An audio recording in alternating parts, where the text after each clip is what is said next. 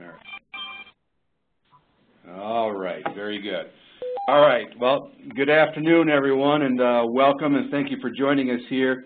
This is Pete Silva, the Education Director with the Wisconsin Technical College System Office, and this is the Hazardous Materials Operations Practical Exam Station. We're going to be talking about the update of this Practical Exam Station. Once again, I'd remind you, if you are on the telephone, if you could mute your telephone so we can avoid any background noise during this presentation here. If you do have a question that you would like to ask, feel free to unmute and ask at any time.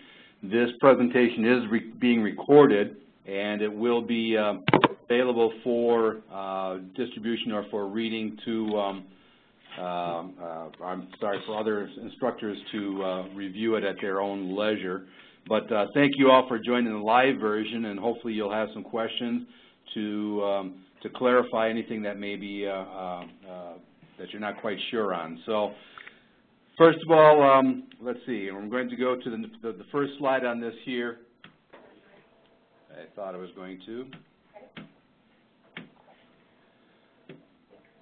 We're having all kinds of, there we go. All right, the first question is, why are we having this update? Well, there's a couple different reasons of why we are having the update here. First of all, NFPA 472, which is the standard that governs all of our hazmat and weapons of mass destruction information, which is also incorporated into the Firefighter 1 program, NFPA 1001, has been updated to the 2013 edition. The same thing with the NFPA 1001 standard for firefighters credentials or qualifications rather. So they have both those editions, or both of those NFPA standards have been updated, and we base all of our training programs on our NFPA standards, and we use the information in the most updated version or updated edition of the standards. So that is one reason why we had to go with this update. The second reason is that we are right now we are ready for our IFSAC reaccreditation process. We have to become reaccredited every 5 years for all of our certified standards that we issue an IFSAC seal for. So the Firefighter 1 course was actually due back in April of this year, but we did ask for an extension through October, which we did receive.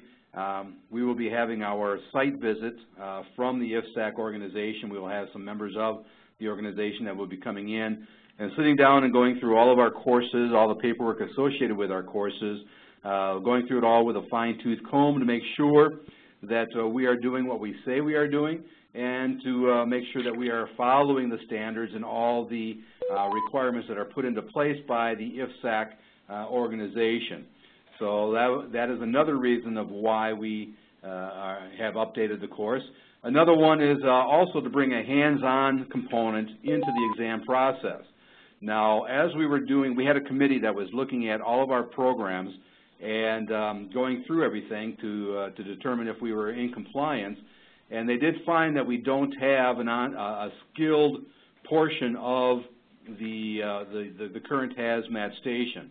The current hazmat station is essentially a knowledge station using the ERG. Well, with the new edition of NFPA 472, there are some hands-on components that are being required for the Firefighter 1 level, or the operations, I'm sorry, the hazmat operations level.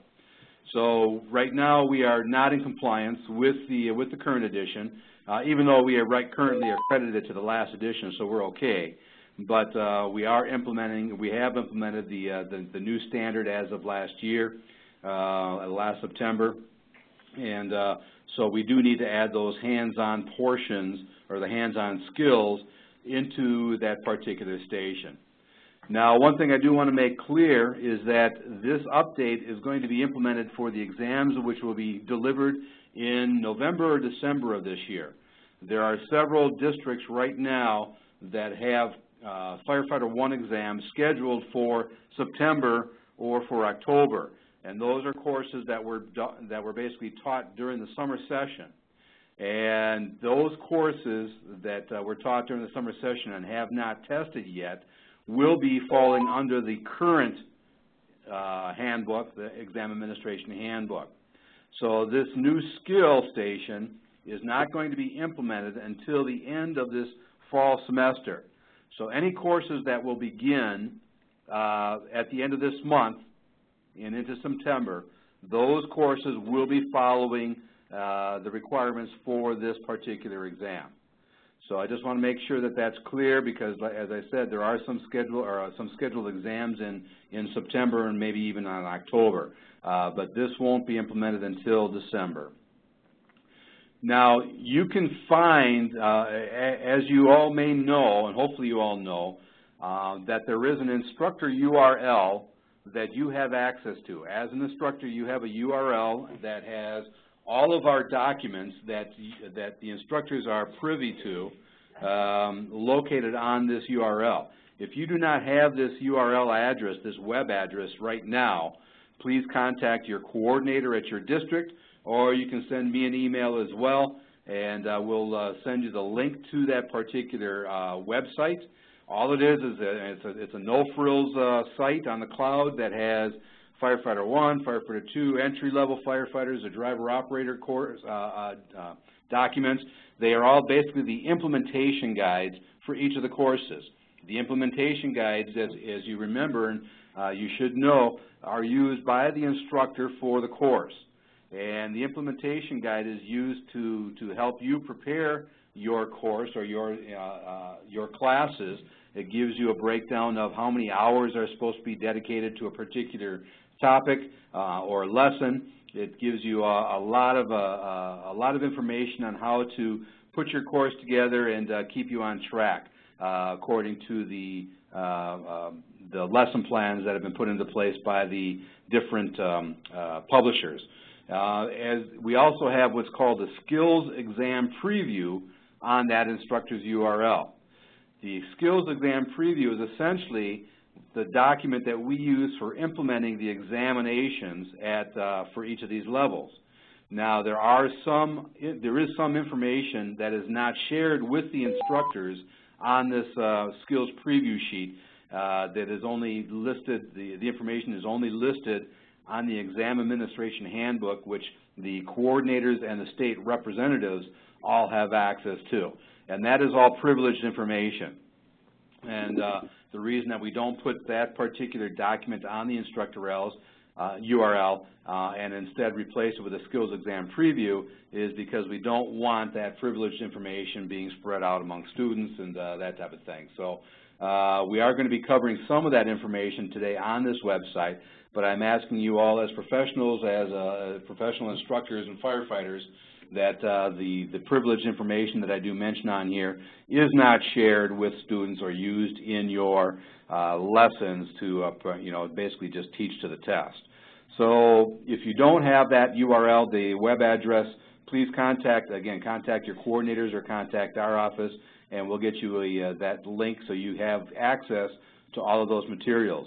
We are also working towards trying to put a best practice folder on there as well, and I believe there already is one on there for the fire instructor course, if I'm not mistaken. But we're going to be trying to build that up a little bit for each of the different courses that we offer. Best practices is basically things that have worked for other instructors around the state, and they are just offered up as suggestions. Different methods of delivery or different exercises that have been used that have been successful in the past are there, and hopefully you can use that. It's not a requirement that you use it, but it's just suggested best practices. So if you have not taken a look at that URL at this point, please do so. Take some time to look through it, and a lot of information is there. All right, I'm going to get right into the skill itself, and I'm going to go to this document, which is the Exam Administration Handbook. And again, instructors, you won't have access to this particular version of the book, but the same thing is listed under the skills preview document. Let me just get there.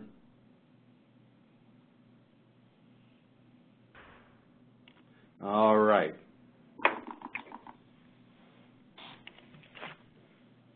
So let me first start by explaining that the current hazmat station, and again, keep in mind we are not adding a hazmat station. We are replacing the current hazmat station with these new guidelines. And one thing I would like to do is to recognize a couple of guys that have been very instrumental in putting this together. I've got Denny Myers from Western Technical College, who is a hazmat tech instructor over there, actually retired now just recently, and Chief Ted Harris, who has been on our hazmat stations or our hazmat curriculum committees for the last few years. And both gentlemen were instrumental in the last version of the hazmat tech course that's currently in place, as well as the new hazmat technician course that's coming into play. So I just want to thank Ted and Denny for the work, the amount of work that they put into helping us get this to a point where we are today. So just want to recognize those two gentlemen. Now, the current hazmat station, if you all recall, simply is the students come into this classroom, sit down, and they go through the ERG. And we had a bunch of questions that they were asked about the ERG, and they usually spent about 10-15 minutes in as a company putting this all together. And once they were done, they were let go, and they were passed or failed according to how they handled the ERG. That particular area of the exam is not going away. They are still going to be evaluated on whether they know about how to use the ERG or not. But it is only going to be part of a 3-part test. All right, so we've got a Part 1, we have a Part 2A, and a Part 2B, and that'll all come in, that'll all be a little bit more clear here as we go along. But let's talk about, first of all, the Part 1. Now, also, another difference that this is going to cause is that this portion, testing them on the ERG, is going to be done outside or someplace in the Bay Area, someplace that they are going to be actually doing the hands-on portion. So we're not going to take them into a classroom, talk about the ERG, and then move to another location. Everything's going to be done in one location. So coordinators that are on the line, you'll have to determine where you're going to have your hazmat station. It can be as simple as inside your bay, or a classroom if you're using simulated materials, or more likely you're going to be outside somewhere where you've got some sand, you've got some booming material, and you're going to be able to do some diversion, absorbing, adsorbing, that type of thing. So the coordinators are going to have to determine where they are going to locate the hazmat station, but it's not going to be simply just a classroom any longer. So having said that, let's move on to the Part 1. Hopefully you've had a chance to kind of read this a little bit, but the procedures, and again, this information is located in the skills preview sheet, so document that's going to be on your URL, so you can take a look at this after we're done. Maybe it'll be a little bit more clear to you. So again, as you can see the description, the purpose of Part 1 is to ascertain whether they have the skills and knowledge to find information in the ERG. And so they are going to be given the ERG, and we are going with the 2012 edition of the ERG. Currently, we allow either the 2008 or the 2012. That's because we changed editions in midstream. But as of September of this year here, you will be using the 2012 version. Everything that we have here has been correlated to the 2012 ERG. So please, if you've got 2008s, toss them, get your 2012s. If you need them, we have some here in our office that we can send out to the districts. So again, the Part 1 is going to be the same thing that we're doing right now. The only difference is that you're only going to be asking them 1 or 2 questions. Currently, we ask them each 3 different questions about the ERG. So we're going to slim this down a little bit. They will be asked a question about a particular hazardous or chemical, and this is the list of chemicals that will be used to ask questions in the ERG. Now, this information here that I'm highlighting on the screen is the privileged information. This stuff is not available to the students. It is not available in their preparation guide. It's not available in your implementation guide. It's also not available in your skills preview document. So this is the privileged information, but it just shows you that we're giving you the information that you can choose It is a little different than what we have in place right now, but these are the chemicals that you can use for determining whether they have the knowledge for the ERG or not. Scrolling down, this is actually the directions to the candidate, and as you can see, your engine company has been called to an emergency scene involving the release of Hazmat, WMD. The evaluator will ask you where to find the pertinent information. And the sections shall be randomly selected from the ERG by your evaluator. Inform the evaluator of anything that would be pertinent concerning this section of the ERG, just if you were at the emergency scene with your company officer. Perform this duty as if you were a member of a fire department trained to the operations level of a hazmat response. This is the checklist for this particular ERG exercise. And it's the same type of checklist that you've all seen now with the new evaluation process. All of these items are listed as a major item. So if you remember, if you look up at the top here, the passing criteria, if they have one critical, if they miss one critical, they fail. If they miss two majors, they fail. Or if they miss three generals or a combination of three majors and a general, they fail. If you look at this document, each of the items in the ERG station are all majors. So we don't want you to ask them each three questions any longer. Essentially, we want you to ask each of them a different question. One person, you tell me what's going in the blue bordered pages. This next person, you tell me what's in the orange section and anything about it. And the next person here is the green section. So the same thing that we're doing right now. You'll ask them, ask the question, what can you tell me about the blue bordered pages and what does it tell you? What can be found there, or and what information should be passed on to the company officer? So now if one person, if they are given that task and they cannot tell you what the blue bordered pages are for, well then obviously that's one major that they've missed. You can then ask them a second, all right, I want you to tell me what the green section is going to do. Now, if they pass that green section the second time, then they can pass on. They can move on to the next portion of the exam. Now, if they miss a second time, well, that's two majors. So if they cannot tell you what's in the blue bordered pages or what can be found in the blue bordered pages or what can be found in the yellow bordered pages, then they obviously don't know how to use that ERG, and they will fail that particular station. All right. So I just want to let you know that since we do have the three stations, or I'm sorry, the three portions of the station, they have basically three times or three shots at failing or passing. So they have to get through this first section here. They'll have to get through 2A, and then they'll also have to get through 2B as well. Are there any questions on this first particular portion of the station, the ERG? Pete. Yes. I have a question. This is Bob Stedman. Where does it say that each student will only be required to answer one of those questions? I just looked and I don't see that, and that's going to be confusing. Okay. Because I know it'll happen. We'll do it right in winter. And in spring, we'll forget that each student only has to do one of them and not all three or four of those questions. Okay. All right. So we'll make a notation. We'll make a note that explaining that. Okay, that'd be helpful. Thank you. All right. Thank you. Any other questions on this particular aspect? Say, Pete? Yes. Rick Merrifield from CVTC. Would you back up on your desktop there, or go down where you had the 4 different chemicals listed there? Yes.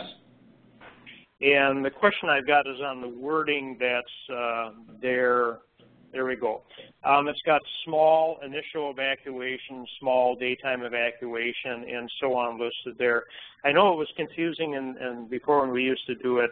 I think you were looking for the isolation distance, but it used evacuation on there. So now what you're looking for on this one is for them to go into the green section and determine what the protect persons downwind is, and that's what initial evacuation means, or? Correct. Okay, but it says small initial evacuation. Is that the first isolate in all directions? Is that what you're looking for there? Well, now keep in mind, this is used basically as information. Now, as an evaluator, if a person says, you know, you ask them, what does the green section do for you? And they just say, well, it gives me isolation distances. You may ask them a clarification. If you're not sure of whether they actually know what they're talking about or not, then you can say, all right, well, then tell me what the initial evaluation for a small spill is for arsenic chloride. That will help you determine whether they have that. We are not saying that you have to go, and again, remember, right now, we are asking them, what does the green section do? And now tell me what you are going to do with arsenic chloride. And tell me what the small spill initial evacuation is, what the large initial evacuation is. We're not asking you to do that here, but what this is there for is to help you if you need clarification on whether a student actually knows what they're answering or not. You can move into that area. That's why it's there. So we're not asking you to ask them all the same questions that we currently do. Okay. I guess my one question is that where it says small initial evacuation, what they're looking for is the isolation distance there. And I guess the terminology might be confusing. You know, when you teach them in the class, you're telling them, well, you first isolate in all directions, and the terminology that's being used there is evacuate. Well, I believe it's the same terminology that is in the guidebook itself right now. I'll have to double check that, but I believe that's, that's the guidebook. In the green section right now, if you look in there, it says first isolate in all directions, and then it has speed like you've got 100 feet there, and then it has then protect persons downwind, which essentially is your evacuation or shelter in place, and it's just using evacuation there across for all of them. And I think that I found that in the past that has been confusing for the students on the difference between evacuation and isolation. All right, we'll take a look at that, and if we need to change that out, we will do that. Okay, thank you, Pete. Thank you. Any other questions on this part one? This is Tom at MATC in Milwaukee. Yeah. Just making a comment on your isolating in all directions and how we treat that here in Milwaukee.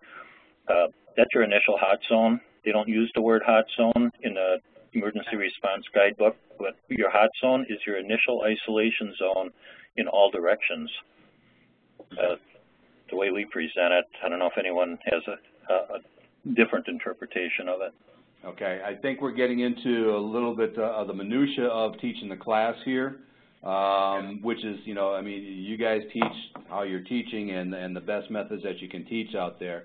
But and again, this was only put in there basically as a guide to help clarify whether a student knows what they're talking about or not. So, you know, we can spend a lot of time with a lot of people from different districts on you know, the value of one word or another. But that's what this was put into place for. So we'll take a look at it, and if I need to change some wording on there, then I will do that. Well, Greg said that he submitted it, this piece of paper. Any other questions? For them, and it just got shut down. So, and I sent the emails out. And can you guys mute your microphone, please? We're listening to your conversation. Thank you. All right, moving on.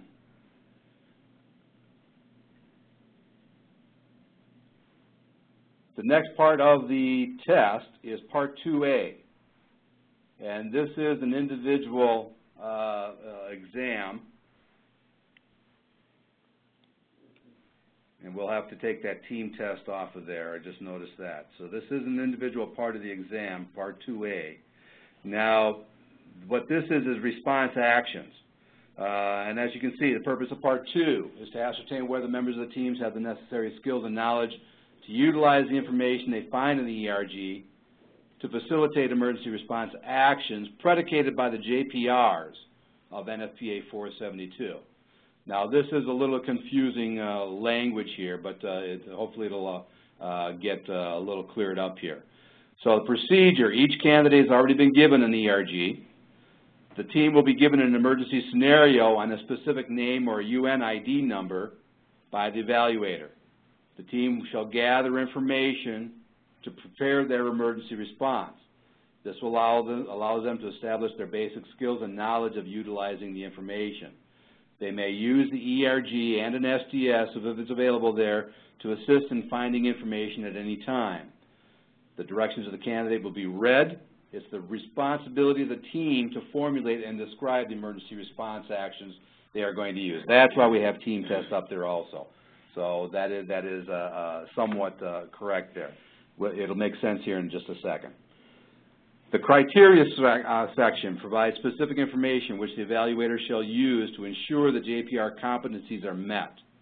Each individual, each candidate shall be asked a question about a JPR from the provided list to individually explain how it pertains to their emergency response. So, if you look at the directions to the candidate, your engine company has been called to an emergency scene involving the release of a hazardous material, or WMD. The evaluator will provide you with a scenario and either a chemical name or a chemical UNID number for the released product. The chemical shall be randomly selected from the ERG by the evaluator. You are to describe the information that is found in the various sections of the ERG and SDS as it applies to the chemical that they are charged to investigate. It's then the responsibility of the team to formulate and describe the emergency response actions they are going to use. Perform this duty as if they were a member of a fire department trained at the operations level. So, directions to the evaluator. These are the, again, this is the privileged information that won't be in the preparation guide for the students, or will be in the implementation guide or your skills preview document. So again, these are some very basic, some of the most common types of chemicals that they may come in contact as an operations level fire department. So essentially, you're going to give them a scenario. You're going to tell them, all right, you've got a gasoline spill of about maybe 20 gallons of gasoline, and it's going to be headed towards a storm sewer. What are you going to do? All right? So the scenario, as you can see, again, for the directions of the evaluator, the scenario should simulate the product being uphill from a sewer, stream, or other hazardous condition. And in order to avoid costly usage of booming materials, you may simulate the product using signage, markers, or verbalization. If you're going to use dirt, sand, or some other solid product to form a diversion, dike, or dam, you may use water or other non-toxic materials to simulate the liquid product. So what we're doing is we're putting the scenario into the hands of the evaluator. The evaluator is going to make up the scenario. You've got a gasoline spill, you've got a diesel fuel spill, or one of the other items here, and it's on its way down to a stream or a sewer or whatever. What are you going to do? So you're going to give the candidates some time to discuss amongst themselves how are they going to put their action plan together. Now you're going to ask each individual one question. And these questions are going to be based on the JPRs, and the JPRs are all listed right here. A sample question. The JPR can be read as the primary portion of the question with one of the letters completing the question. Here is an example. JPR 5.1.2.2, paragraph 3, explain implementation of an emergency response plan. You can use that as part of your question. All right, explain to me implementation of an emergency response plan, and then you're going to choose one of these from below, A, B, C, or D. And what would you do to provide scene control? Who do you need to contact with pertinent information regarding conditions or other important incident information? Under evidence preservations, what would you do to protect evidence from being destroyed? Under initiate ICS, how would you implement the ICS at an emergency? We have left emergency decontamination out without a question because this is actually one of the 2B items, so we won't need to test them on that. So, So let's go back up to the example of a question. Explain the implementation of an emergency response and include how would ICS be utilized. So that question came from JPR 5.1.2.2, paragraph 3, with the JPR itself, and then chose E. How would you implement the ICS at an emergency? Does that make sense? I'm hoping you're all shaking your head yes. If it's not making sense, we'll hopefully by the end here you'll know. So each individual is going to be asked one of these questions. So you may ask the first person, all right, explain the implementation of an emergency response plan and what would you do to provide scene control? They're going to have to answer that question. You may ask the next person, the next JPR, explain actions taken at an emergency incident. What would be an indicator of a success or failure for your objectives? Or under B, what kind of information should be reported during an incident? So that person, that student, is then going to have to explain to you, basically respond to those questions there. The third person can be asked a question out of JPR 5.5.2. Communicate the status of a planned response through the normal chain of command. And upon completing a tactical activity, who would you inform of your success or failure? Or give me an example of a method of emergency notification. And then we have one more JPR that can be used, and that's 6.2.1.2. I'm sorry, there's two more. Explain planning the use of PPE provided to perform mission-specific tasks as assigned, and then, given your scenario, what tactics might you undertake? Or who is responsible for coordinating the planned response? Or what activities are part of the termination process? So you're taking basically the root of the JPR and then asking them about one of the subcategories within that JPR. Obviously 6.2.5.1 down here is only one, so explain reporting and documenting an incident and what should be recorded on an after-action report. So these are the questions that you're going to ask each individual student or candidate after they've had a chance as a team to kind of put their plan together. So during the teaching of this course here, these are the items that you're going to have to be aware of as you're putting this, delivering this course to them. Getting them into situations where they are going to have to put together a plan, a response plan, an emergency response plan, and these are the JPRs that are going to be asked about. So, of course, you're going to be asked to make sure that your students during the course delivery are well aware of these JPRs and what is contained within them. So when you ask, they are going to have an ability to form as a team an action plan, but then it's an individual test of asking them each one of these questions. Does anyone have any questions? I'm sure you do. Who has questions about this particular portion of the exam?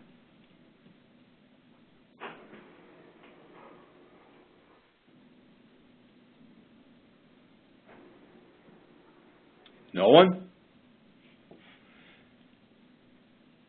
Because I just confused myself, so I don't know oh, great, sorry about that. Pete, this is Fred Ringel with LTC. Question for you, what kind of a timeline are you looking at on this part 2A? Because you don't have that written. The whole station should take no more than 15 minutes. Okay. Because I can see you're giving the team a scenario where they can use the bulk of their time just to put the scenario together. Well, because there's so many parts of that particular scenario. Right. And if they've got to address all of it and be prepared to answer all those questions, I don't see where 15 minutes is going to be a doable type thing for this particular event. Well, we're going to find out, won't we? That's, we can. I sit here and I think about the amount of time that they currently sit in a classroom. A lot of it is just kind of, shooting the breeze back and forth, and so this is going to be a little bit quicker. We ask them one question about the ERG each, move on to this next level here. Tell them, all right, I'm going to give you guys a minute, no more than 2 minutes to kind of put together your response plan here, and then ask the questions, and then move on to the actual hands-on portion. We may find that it's going to take us 20 minutes, all right? We don't know. This has not been done yet, so we will have to see how the first few exams go, and if we have to tweak this, then we will tweak it, but that's what we currently have in place. And then just one other follow-up question on the UN number for diesel fuel. Why was 1202 chosen rather than the more common 1993 that's used in most fuel transports? I don't have a good answer for that. We'll take a look at that. If we need to change it, we will. Okay. Pete, this is Tom in Green Bay. We have a question. Yep. If once the students come up with a plan and as an instructor or evaluator, you realize that the plan is already set up for failure, do you continue on with the questions? Well, yeah, I would say and continue on with the questions. You know, if this is of knowledge, this is a determining whether they have the knowledge to do it. You know, you may think that their plan is already doomed for failure, but you won't find out until they actually put it together. But if they can answer these questions properly, then no harm, no foul. It's going to come out in the actual implementation of their plan that they're going to have the problems at. So, but this is all the knowledge, testing them about whether they have the correct knowledge about the JPRs or not. All right, thank you. You're welcome. Any other questions on this particular portion? One thing, Pete, this is Fred with LTC again. On the two acids, you do not list the concentration on them. You just list that they're acids with the UN numbers. Concentration is going to be a big factor in how you're going to formulate your response plan based on the particular concentrations of the material. Is that something that you're thinking of possibly listing, or are you just going to leave it as a generic and they have to assume worst case? We're going to leave it as generic. You know what? I mean, I think your question is coming from someone who has technician level knowledge, and we're talking about people that are at the operations level who are basically going to be there to identify and do what they can as quickly as they can. I understand what you're saying about the concentration levels, but we don't want to get that deep into it. This is basically, you know, again, we kept some fairly innate chemicals there that are not going to cause too much damage to them or the environment. So it's just a matter of whether they know how to put, you know, scene control applications into place and those types of things. So we have to kind of think about the lowest level that they're going to be at, which is the operations level, and just kind of keep it at that. Just one quick comment on a follow-up, Pete. You know, I understand that they're not, you know, not technicians, but I mean, if they see it at a, you know, a 98% concentration versus a 3% concentration, for example, it's, you know, that's going to trigger something even in the low-level mind that, you know, they're going to take a little more caution, you know, with. So that's the only reason why I brought it up. Okay. Well, I'll take that into consideration. We'll see how things go. Okay. Thank you. Any other questions? Pete, John Dobbs at Gateway. Yes, John. Just so I got this straight, Part 1, individual test, one question per candidate. Correct. Part 2A, response actions, it's a team test where they collaborate and come up with a plan and answer individual questions. Well, I don't want to say it's a team test because they're being graded individually on Part 2A. They can. Okay, Part 2A, so they're answering individually. Then we get to 2B, which I can't wait for this explanation. So far we've got 3 people potentially in a team, each answering a question for Part 1. Then they're each going to answer a question for Part 2A. Then I'm looking ahead, and it looks like we're going to get into 2B next. So correct. This is going to get interesting. Okay. Good. I'm glad you think so. Any other questions before we move on to 2B? All right, let's move on to 2B. So now, as John just mentioned, we've got each individual is answering a question about the ERG. They're then answering a question about response actions based on the JPRs. Now, this team test is going to be put into action. They are basically going to be given a particular scenario, and we've got 10 different scenarios that are a possibility. We are only going to be using one at each exam site. So it's just very similar to, what do we have right now? Fire, I think we have fire equipment. When we do inspection of fire equipment, we've got a choice of 4 or 5 different scenarios or different tests that we give you, and then Denise Perkins from our office here sends out one of those 4 or 5 possibilities, and that's what you'll be using. It's going to be the same situation for this particular exam. We've got 10 possibilities. You're only going to be given one, so you will have either 2B1, 2B2, et cetera, all the way to 2B10. So we're not going to be testing all 10 of these items at each exam. So let's go through each of the individual exams. So Part 2A and 2B1, the reason that we have this documentation or this title up here at the top is because you're going to be using the same evaluation checklist for 2A for every single one. And instead of having 10 different checklists just for 2A, which are exactly the same, we are keeping the same information from 2A and then just adding it to each of these 10 other 2 sections. All right? So you'll see in a second how that comes into play. So this particular one is 2B1. So the purpose of the test is to evaluate the ability to establish scene control. Given a scenario involving a hazmat W&D incident, shall be explained how to establish and maintain scene control. This would include control zones, performing emergency decontamination, and communications between responders. So as you can see, the JPR to be tested is 5.1.2.2, demonstrate emergency contamination. Equipment required, we are updating this. We just got a list that we have to replace some of this information, so we are going to be updating this equipment required to record the correct items that need to be there. Directions to the candidate. Given a scenario, appropriate tools and equipment while wearing PPE and working as a team, the team shall demonstrate the proper activities of emergency decontamination. So if this particular station were chosen, this checklist has the individual station, and as you can see, it says evaluator. Use this individual checklist for evaluating the JPR sections 2A, listed on pages 93 and 94. So this is where you're going to look to see if they hit the key items on their individual answers here. Was an incident action plan formulated? Were response objectives formulated? Scene control. So obviously they're not going to be doing each of these.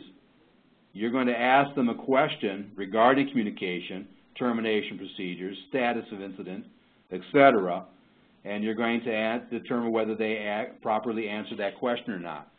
If they missed one of those, just like in Part 1, if they cannot identify how ICS was established, that's a mark against them. Ask them a second question. How can communication be utilized, or a question about communication? If they miss that one, then obviously they failed this particular station. If they get that right, then they move on to the next team portion, which is identified as team right here. So this same checklist that just had Part 2A up above is also going to have the items that are required to be tested for that particular 2B1. Establish control zones, determine wind correction or direction, water spray runoff and collection, selects dons and doffs proper PE, ensure tasks are completed in a safe manner. And you can see we've got them as critical and major. So this one checklist is going to be used for both 2A and 2B1. Individual, team. Does that make sense? No? Yes? Questions? All right, let's move on to 2B2.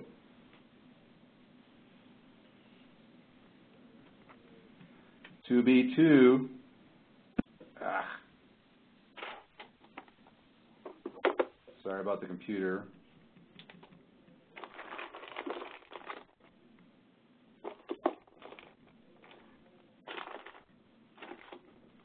2B2, the purpose of this test is to demonstrate the ability to don, work in, and doff the equipment provided to support mission-specific tasks. The JPR being tested is 6241, demonstrate the ability to don, work in, and doff personal protective equipment provided. And again, this equipment required is going to be updated. Directions to the candidate. Given a scenario and the incident action plan involving hazardous materials, the team or candidate shall demonstrate the ability to don, work in, and doff personal protective equipment, including self-contained breathing apparatus. The team or individual shall demonstrate the proper setup for technical decontamination, and while wearing PPE and SCBA and working as part of a team, the candidate shall demonstrate proper decontamination procedures. At the conclusion of the evolution, the candidate shall demonstrate the proper doffing procedures of PPE and SCBA. So, if you look at the checklist, again, this first portion of the checklist is exactly the same as what was in 2B1. The same questions, 1 through 9, and with the same explanation up here for the evaluator. And then if you scroll down or go to the next page, this is the checklist for the actual portion of that 2B. Establish control zones, determine wind direction, select don and doff proper PPE, set up decontamination area properly, decontaminate people properly, allows ample time for decontamination, etc. So that's 2B2. Let's move on to 2B3. Pete, before you do that, John Doms again. Yes. What level of PPE are they in when they're taking this exam? They're going to have their PPE and SCBA available. That's it. That's okay. No suits or anything like that. Just firefighter turnout gear. Yeah. And it says don. If they're already wearing their PPE, right? Talking about masking up and going on air, or it doesn't say in here. Right. Let me. You know what? There are items here. If we think about it, donning and doffing their PPE is actually done in Station 1 of the Firefighter 1 exam, right? Correct. You know, we know that they can put it on, take it off. So I would say that this is one particular station that probably won't be used as often because we know that they can use that stuff. We want to see if they can actually do more of the hands-on, hazmat hands-on stuff such as damming, diking, absorption, adsorption, those types of things. So we will probably use some of these items more often than others, and some not as much. Okay, thank you. You're welcome.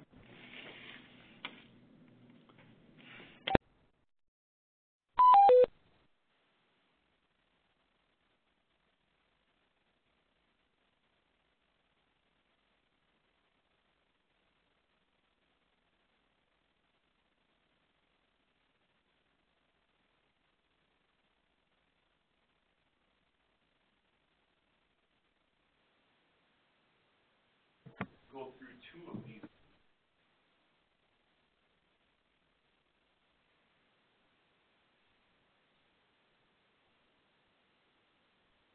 Everybody else lose Pete? Yeah, I lost him. Yep, I lost him too. So we only mark on here if they fail that, right? Same here. Green Bay lost him too.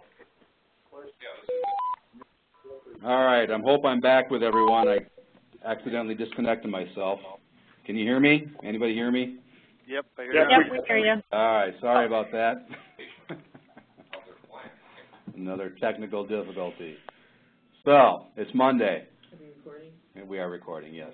All right, 2B3. Pete, before you go on, this is Ed from Blackhawk. Can I just ask a quick question about this information? When will it be on the website for us to view? We are going to make the changes to our equipment required here probably in the next day or two. So by the end of this week, it'll be listed on. It'll be on that URL. Okay, then it'll be on the URL. So also, when you go in and pull up programs, currently it lists underneath fire service training courses. It has hazardous materials operations level, but it says description of the firefighter 2 course. So will there be a new entry there for hazardous materials for the firefighter 1? Are you talking about our website, or where are you talking about? Yes, from the website. Will We'll this, take a that's, look. I guess that's my question. Will it be the same material, some of the same material on the website? This will not be on the website. This part, well, the skills preview is on the website. No, it is not. Or not on the website. I'm sorry. Our skills preview, this document and our skills preview is not actually on our website. It's on the URL. Just on the URL. But that's what I was wondering, if it is going to make it to the website, or will it only stay on the URL? The certification preparation guide, which is used by the students, is on our website. And this information is all in that in that preparation guide, except for the privileged information. So right. That's on the website, but no, we keep all this rest of the stuff, the implementation guides, the skills preview guide, that's all listed under our URL instead of on the website. Okay. Okay, right. That clarifies that. Okay, thanks. All right, so 2B3, you can see that the JPR being tested is 6.6.4.1J, using the type of special purpose of hazard suppressing foams or agents. I can tell you that this is another station that may be rarely used, because this particular skill, and I don't know why the NFPA has it in the Firefighter 1, because they don't get into foam operations until Firefighter 2 level. So, but this is what we have currently in place. So, directions to the candidate, given a scenario with the incident action plan involving Hazmat WMD, candidates will demonstrate the ability to don, work in, doff personal protective equipment, including SCBA. Working as part of a team, they'll demonstrate the proper setting up and application of vapor suppressing agent foam on a spill of hazardous materials WMD. So looking at this checklist, again, under the individual is the exact same information that was on all of them. And then the team evaluation checklist here establishes control zones, determines wind correction, proper PPE, determines appropriate foam and delivery system, et cetera, et cetera. So again, this is going to be one of those that's going to be rarely used because of the skill actually being taught more in the Firefighter 2 level than the Firefighter 1. Okay. Part 2A and Part 2B4. 2B4, absorption, adsorption, directions of the candidate, appropriate given scenario, appropriate tools and equipment, wearing PPE, working as a team, demonstrate the proper control activities of absorption and adsorption. Candidates shall first absorb spill contents and then apply adsorbents to the remaining product. And again, the checklist, first part of the checklist is all the same for the 2A. And then the team checklist afterwards. My computer is kind of skittish today. So establish control zone, wind direction, donning, doffing, proper absorbents, adsorbents, properly places adsorbents with minimal disruption. So that is 2B4. Here's 2B5, damming. Again, pretty much the same thing as far as the purpose, the description, directions of the candidate, demonstrate proper control activities of damming. First part of the checklist is the individual for Part 2A, and then we've got the checklist for Part 2B. All right, we'll continue moving on. I think this is all kind of self-explanatory. Once you understand the basic concept, you'll be able to go through this document on the URL. 2B6, diking is the JPR that's being tested. Demonstrate the proper control activities of diking, dike around or a leaking or spilled container. Again, individual checklist for the 2A portion, and then the 2B portion here, all basically majors and critical items here. And again, that's the team test. 2B7, dilution. Demonstrate the proper control activities of dilution. Checklist for the 2A. checklist for the team for the 2B.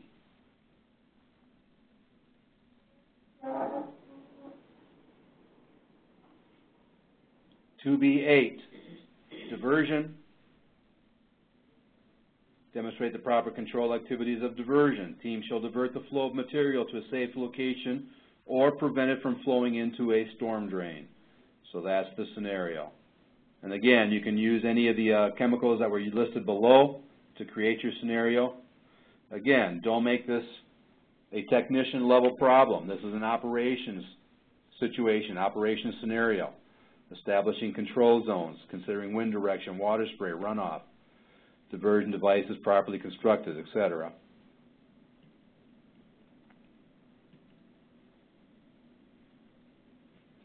(2B9), retention. Demonstrate the proper controlled activities of diversion. We just have diversion. We have to. I just noticed that we have the wrong word in here in this particular one, so we will get that taken care of. It is retention.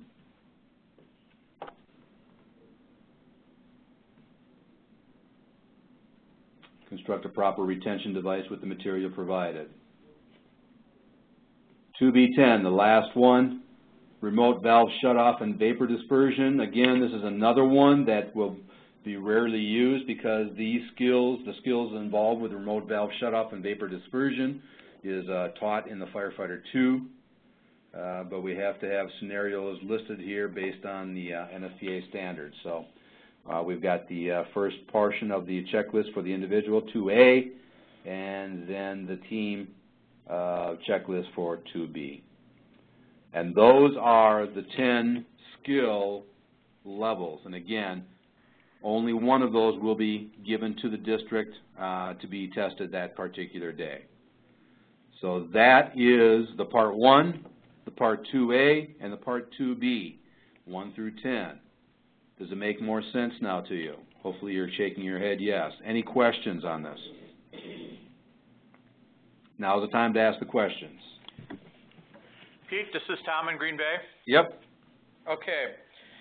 In Section 2, when they devise their incident action plan, what happens is, do we tell them ahead of time then that they have on the, from the 1 through 10, which one they're going to do so their incident action plan reflects that? Because what if, let's say, they chose damming and we needed diking? Nope, you said it very correctly the first time, Tom. You know what the situation is. That's the scenario that you should give them for Part 2A and 2B. So when you whatever the item the 2B section that we send you, you should give those students that scenario. So don't do one scenario for 2A and then do another scenario for 2B. Again, this is all a matter of time constraints. So 2A and 2B should be the same scenario. Okay. Good question. You see where he's going with that? Cameron? Other questions? Hey, Pete, Fred with LTC again. Yes. I got a question on when you're talking to scenarios, the local districts will devise those scenarios, or is the state going to have a uniform scenario they put with each of these 10 actions? No, you are going to put this, and again, we want this to be a basic, simple scenario that they may come across. A 20-gallon diesel fuel spill at a local gas station that's headed down towards a sewer drain. Simple as that. Or you've got a leaking barrel of the muriatic acid that's sitting in a ditch that can be leaching into or can be directed to a stream. What are you going to do? A basic, simple scenario. We're not going to send the scenarios out. That's going to be up to the evaluators. We consider the evaluators to be at the hazmat exam to be chosen because of their experience and their background with the hazmat stuff. So, you know, you'll be able to come up, hopefully you'll be able to come up with a very simple scenario that operations, brand new operations level firefighter will be able to handle. Okay. And then with the UN numbers, a lot of the protective actions and stuff is going to be specified in the ERGs and stuff. Are we going to then, is that what we're looking for on the criteria, or are we going to ask the students why they chose chose what protective actions they chose. Well, if they're, you know, they have the ERG in their hands, so that's the first place that they should be going to. They should be going to what the protective actions are. So, you know, we're handing them the answers to all those questions. It's all in the ERG. And that's what they should be taught, is that, hey, get into the ERG. It's got everything in there, what you should be doing. Should you be evacuating? Should you, who should you be notifying? What the protective actions are. So you, should, as an evaluator, should have an ERG or be very familiar with, you know, what the actions are, and ask the questions and then base it off the ERG. That's where everything comes from. So at the operations level is the ERG. So it's all in their hands. It's just a matter of them explaining to you in a satisfactory manner. Okay. Pete, John Doms again. Yes, John. Retests going to be handled the same way. They're going to be given the same scenario, since the state's going to issue one scenario for Part 2B. That's a good question. I hadn't given that thought, John. I don't know why not. I don't know why it can be okay to do that. I see no reason why we should give them a whole complete different scenario. So okay. let's go with the same scenario for right now. And again, this is going to be, you know, I'm going to be talking to all my state representatives and see how these first few exams go around the state. And if we have to tweak this, we will do that. Thank you. Mm-hmm. Other questions?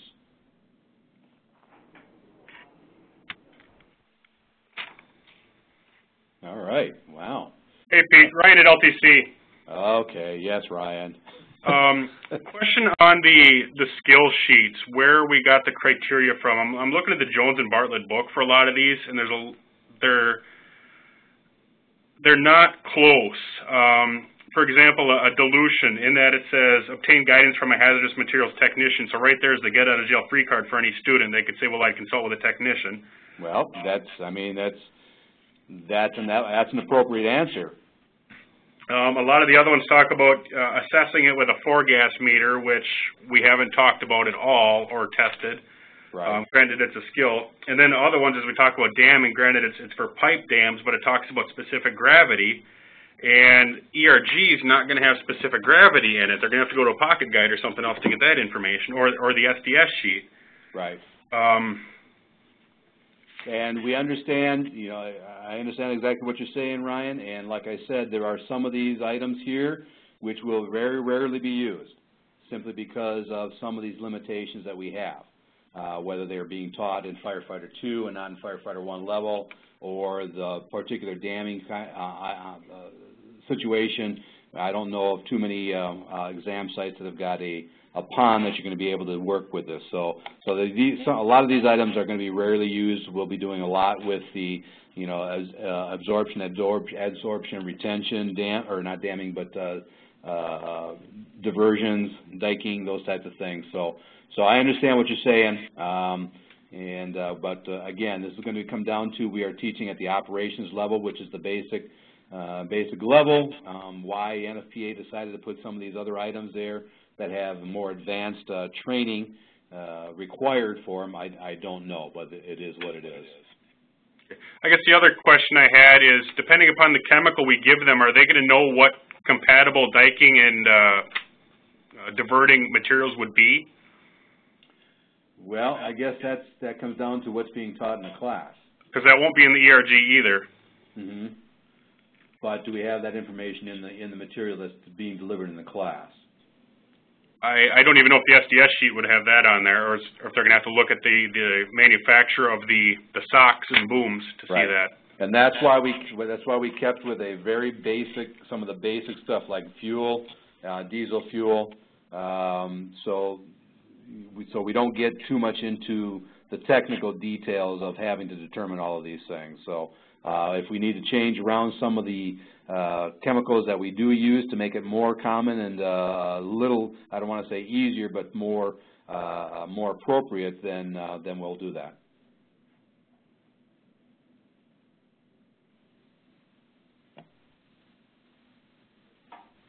Anyone else? Any other questions? As you can see, you know, there's some very good questions coming up here, and you know, we can only we spent a lot of time on trying to put this together, and you know, we knew that there would be some more questions or more things that may pop up that kind of throw a little wrench into it. So that's, again, it's going to be a learning experience for the first few tests that we do in December. So those of you that are coordinators, you know, we certainly want your feedback. We want the feedback from the evaluators as well as the coordinators and the state reps. And if we have to tweak this, we will tweak it, so we have a more workable product. But this is what we have come up with for now. I do want to mention one other thing is that for coordinators and for instructors is that something new with this document here that we are doing is at the back of each of our manuals, the implementation guides or the skills preview guides or anything else, whenever we make changes, we are going to list them at the back of the document. And what this is going to do is to help you determine whether you have the most up-to-date document that you should have. So we're going to have this list, and if you look at the screen here, you know, I've been going around for the last year, around to the different districts, testing districts, and getting feedback from the coordinators and from evaluators about suggested changes to our evaluation process. Some of the items we have made changes, and some of them we did not. But the changes that were made are listed on the back of the document. So as you can see, you know, up on test 4D under the Class A fires or for extinguishers, we added the word uphill. That was based on a suggestion. The same thing for adding majors or upgrading from majors to criticals or upgrading from generals to majors. You can see doors that open towards a firefighter, we add that to, we change it from a general to a major. We did a lot of those for the forcible entry. But these are the items that have been changed to the rest of the Firefighter 1 exam, again, based on suggestions from you all. So thank you all for your cooperation in that. But that's how you're going to be able to tell whether you have the most up-to-date information. After a year, we'll take this information off so it doesn't get too cluttered back there and we start adding 15, 20 pages to our document. So we'll keep the changes that were made to the document basically in the back for a year. You can also tell if you have the latest information by the front page. The very front cover of the document, you can see September 2014 is listed on this handbook here. So if you are responsible for putting up your exam together, or even if you have the implementation guide, if you've got a document implementation guide that says July of 2008, you know you've got a bad document. So that's how you can tell whether you have the most up-to-date document on our website or on the URLs. All right. Are there any other questions?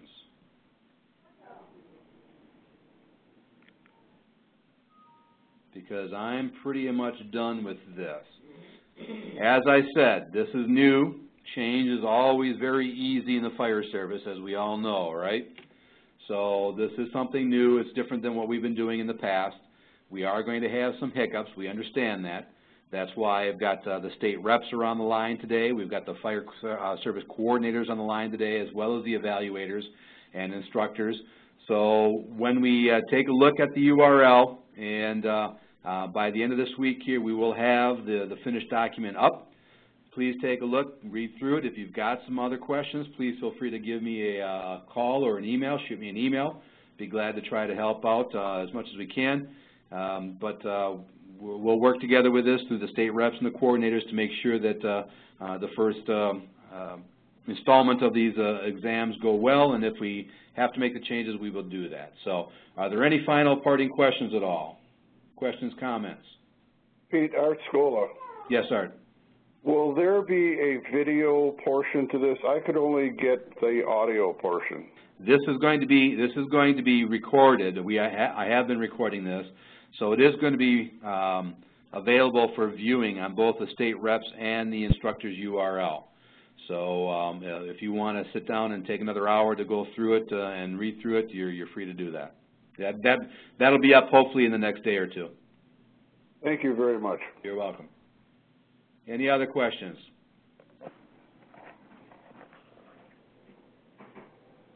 All right, hearing none, that is it. Thank you all very much for your for attending today and your cooperation, and hopefully we'll get your cooperation at these exams here.